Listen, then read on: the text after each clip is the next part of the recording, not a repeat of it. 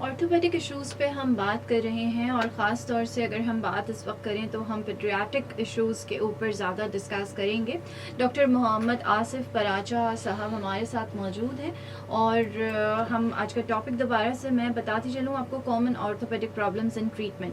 Doctor साहब, blink से पहले हम जो है वो ये बात कर रहे थे कि फ्लैट फुट की, और आप मुझे थोड़ा सा इसकी डिटेल में ये जानना चाहूँगी क्योंकि ये बड़ा एक कॉमन प्रॉब्लम है और जैसे आपने अभी जिक्र किया कि इसमें कमीशन में भी जाने में प्रॉब्लम्स आ जाती हैं फ्लैट फुट के हवाले से। और आपने एक बात और की जिसको मैं दोबारा से आपसे पूछना चाहूँगी कि रिसर्च क्या कहती है। रिसर्च, हम जो कॉमन बात सुनते हैं वो हम ये सुनते हैं कि फ्लैट फुट या जिनके नीज़ आपस में मिल रहे हों, जब वो खड़े होते हैं तो उनके नीज़ जब जॉइंट हो रहे हैं, हमें ऐसा दिख रहा है कि उनके घुटने आपस में मिले हुए हैं, वो लोग, और जिनके फ्लैट फुट्स होते हैं वो भाग नहीं सकते और इसकी वजह से उनका कमीशन में या जो भी हम कह लें, फॉर एग्जांपल हम ये बात करें, बेसिकली हम उस प्रॉब्लम की बात कर रहे हैं जो कि इसकी वजह से आती है। तो क्या ये रिसर्च है कि ऐसे लोग भाग सकते हैं, ये गलत चीज़ है? हाँ, नहीं, मैंने आपको कहा कि अभी डिफरेंट पेपर्स आ रहे हैं और जिसके अंदर ये देखा गया है कि जिनके फ्लैट फुट होते हैं वो ज़्यादा एफिशिएंटली वर्क कर सकते हैं बनिस्बत उनके जिनकी मैं नॉर्मल आँच के, असल में बेसिकली होता है क्या है कि फुट की आँच होती है मीडियल साइड से, उसको हम आँच कहते हैं। तो नॉर्मल बंदे में आँच होती है। अब दो कंडीशंस होती हैं, एक ये हो सकता है कि आँच ना हो और एक ये हो सकता है कि आँच ज़्यादा हो। तो ज़्यादा आँच होने वाला लोगों को ज़्यादा प्रॉब्लम होती है बनिस्बत उनके जिनको फ्लैट फुट है। अच्छा, तो क्या प्रॉब्लम होती है ज़्यादा आर्च वालों? उनको फुट पेन ज़्यादा होते हैं और उनको जो है ना वो उतने ज़्यादा एफिशिएंटली जो है वो नहीं चल सकते। ठीक है। लेकिन जिनकी आँच नहीं है तो उनको जो रिसर्च ये कहती है उनको बेसिकली कोई फंक्शनल प्रॉब्लम नहीं होता। अच्छा, फिर मैं बात रिपीट कर दूं कि आँच न होने की दो वजह होती है। एक फिजियोलॉजिकल होती है कि कोई स्ट्रक्चर एबनॉर्मलिटी नहीं होती, यानी कि बोन्स वगैरह उनकी सब सही होती है। सही। और तो हम उनकी बात करें और एक होते हैं कि बाद अगर कुछ बीमारियों की वजह से आँच नहीं होती है, वो एक सेपरेट कंडीशन है, उसकी डिस्कशन और है। तो हम इस वक्त जो डिस्कस कर रहे हैं वो फिजियोलॉजिकल फ्लैट फुट की बात कर रहे हैं और स्पेशली मेरा कंसर्न या मैं उन बच्चों के बारे में बात कर रहा हूँ जो अभी बहुत छोटी उम्र में है, जो अभी इन्फेंट है या अभी उन्होंने चलना शुरू किया है, तो फैमिली उसके बारे में ज़्यादा कंसर्न होती है। तो उनको मेरा मैसेज है कि उस पर बिल्कुल परेशान ना हो और बिल्कुल भी जो भी उनको कोई ऑर्थोसिस या जूते या कोई स्पेशल शूज़ वगैरह एडवाइस करे तो उसको फॉलो ना करें। तो इसमें पैसे का ज़िया है और दूसरा एक बच्चे की जो नॉर्मल डेवलपमेंट है उसमें हम इंटरफेयर कर रहे हैं। सही। तो ये उनको ये मैसेज है। बाकी तो उसके बाद हाँ, किसी भी मौके पर एडोलेसेंट में या ओल्ड एज, मिडिल एज में किसी भी अगर उसमें कोई प्रॉब्लम आती है, कोई तकलीफ होती है तो फिर उसको एड्रेस करने की ज़रूरत है। लेकिन रिसर्च यही कहती है कि उनको आमतौर पर कोई इशू नहीं होता, ठीक है, सिवाय इसके कि उनको जूते पहनने, जूते उनके फ्रीक्वेंटली तब्दील करने पड़ते हैं, जूते जल्दी टूट जाते हैं। सही। अच्छा डॉक्टर साहब, ये भी होता है कि बच्चे या बड़े भी अक्सर भागते में या किसी एक्सीडेंट या उसमें एल्बो इंजरी हो जाती है।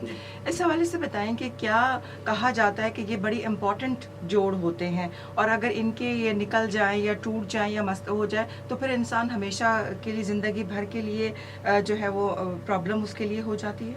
अच्छा देखिए, हम सब फिलहाल तो चूँकि बच्चों के हवाले से बात कर रहे हैं। अच्छा देखिए, ये बच्चों के अंदर एल्बो में चोट लगना बहुत कॉमन है क्योंकि बच्चे शरारती होते हैं, वो उछल कूद करते हैं, कभी बेड से गिर जाते हैं, तो उसकी वजह से एल्बो में मुख्तलिफ़ किस्म की इंजरीज होती हैं। तो इसमें सबसे इम्पॉर्टेंट जो है ना वो फैमिली का फर्स्ट रिस्पॉन्स है। एक हमारे यहाँ एक ट्रेंड चला हुआ है कि वो शुरू से जिस तरह पहले बाम आती थी और वो कोई ना कोई घर में कोई ऑइंटमेंट पड़ा हो तो वो लगा के और उस पर एक टाइट बैंडेज कर दी जाती है। तो आमतौर पे वो फ्रैक्चर इतना नुकसानदेह नहीं होता जितना वो टाइट बैंडेज नुकसानदेह होती है। और फिर जो है हमारे ख़ास तौर पे जो लो सोशो इकोनॉमिक एरिया हैं जहाँ गरीब लोग रहते हैं, तो उनके यहाँ ये ट्रेंड है कि वो ले जाके पहलवान के पास लेके चले जाते हैं। और वो अच्छा, अगर एल्बो इंजरीज को बिल्कुल एड्रेस नहीं किया जाए ना तो वो इतना नुकसानदेह नहीं है जितना नुकसानदेह ये पट्टियाँ होती हैं।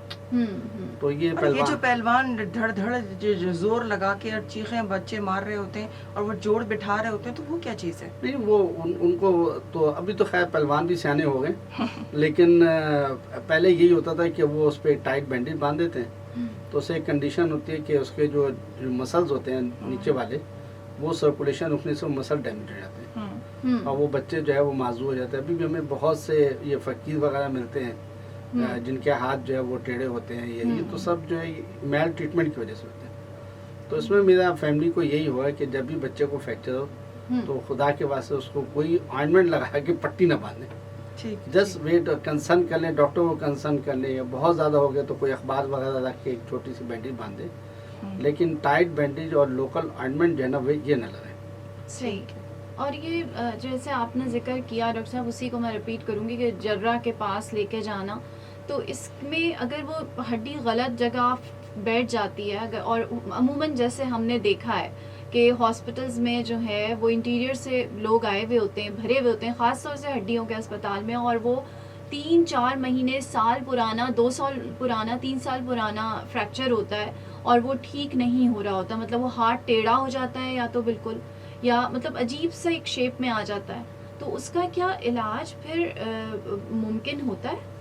अच्छा देखिए, मैं फिर अपनी बात रिपीट करूँगा कि अगर एक बच्चे का हाथ की अगर ट्रीटमेंट सही ना हो और लेकिन अगर उसमें कोई एग्रेसिव इंटरवेंशन नहीं की गई, कोई जोर वगैरह नहीं लगाया गया, तो उससे बहुत ज़्यादा नुकसान नहीं होता है। सिर्फ इतना नुकसान हो जाएगा उसके हाथ में थोड़ा टेढ़ापन आ जाता है और थोड़ा सा उसके अंदर फंक्शनल लिमिटेशन आ जाती है। सही।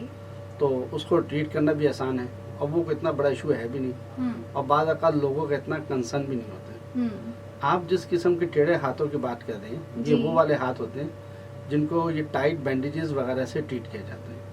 उससे क्या होता है कि मसल डेड हो जाते हैं और उनकी उंगलियां मुड़ जाती हैं और वो एक फंक्शनली यूजलेस हैंड हो जाता है। अच्छा डॉक्टर साहब, मैं फिर इसी टॉपिक को, इसी बात को दोबारा से आपसे पूछना चाहूँगी। कुछ बहुत एडल्ट्स लोगों के हाथ हमने इस तरह से देखे हैं, मैं अगर आसान लफ्ज़ों में उसको एक तस्वीर खींचूं तो वो बिल्कुल लटके हुई जैसी उंगलियां होती हैं या मुड़ी हुई उंगलियां होती हैं, और जब उसकी हिस्ट्री पता की जाती है, जब उसकी हिस्ट्री में जाया जाता है तो वो ये होता है बचपन में कोई ऐसा कुछ हुआ है, पैदा से ही हुआ था बच्चा, और या तो अच्छा डिलीवरी टाइम पे भी ये प्रॉब्लम्स आते हैं बच्चों में, और उन बच्चों के हाथ पैर डिलीवरी टाइम पे टेढ़े हो गए या वो फिर सही नहीं हो पाते, और मतलब जब तक उनकी उम्र है वो इसी कंडीशन में रहते हैं, या उसके बाद कोई इस तरह की कंडीशन उनकी हुई होती है, हाथ टूटा होता है, या जैसे हम जर्रा के पास चले गए, पहलवान के पास चले गए, तो वो उम्र भर के लिए उनके साथ हो जाता है, वो ठीक नहीं होता। बहुत सारी हिस्ट्रीज मैंने खुद इस तरह की देखी हैं। अच्छा देखिए, हम इस वक्त जो आपने जो सवालात किए इसके दो हिस्से, एक वो हिस्सा है कि जो बाय बर्थ होता है, ठीक है। अच्छा, डॉक्टर साहब हम इसके ऊपर इस लिंक के बाद बात करते हैं। चलें जी, हम यहाँ पे थोड़ा सा रुकते हैं और आपको बताते चलेंगे doctor Mohammad Asif Paracha, FCPS ortho, assistant professor department of orthopaedic surgery, Liaquat national hospital हमारे साथ मौजूद हैं। Common orthopaedic problems and treatments के हवाले से हम बात कर रहे हैं। इसमें फैज़ कुरैशी आपके साथ मौजूद है। अपना कराची FM 107 कराची की आवाज़, बल्ले बल्ले FM नेटवर्क आप सुन रहे हैं।